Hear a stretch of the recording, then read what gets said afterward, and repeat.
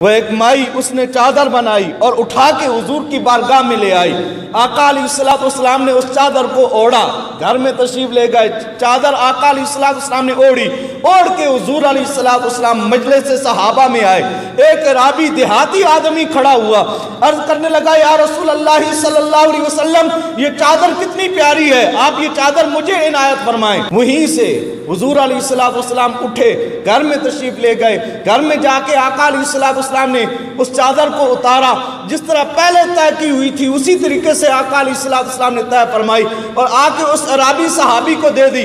आका अलैहिस्सलाम के सहाबा उस अराबी से कहने लगे, तुझे कुछ ख्याल नहीं आया, हुजूर को चादर की जरूरत भी थी और तुझे पता भी है हुजूर से कोई चीज मांगी जाए तो आका अलैहिस्सलाम ना नहीं फरमाते, फिर भी तूने हुजूर से ये चादर ले ली।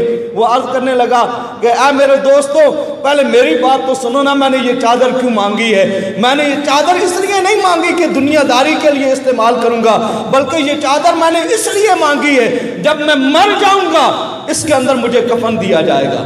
हज़रत अनस फरमाते हैं, जिस वक्त उस अराबी सहाबी का विसाल हुआ तो आका अलैहिस्सलाम की उस चादर के अंदर उसे कफनाया भी गया।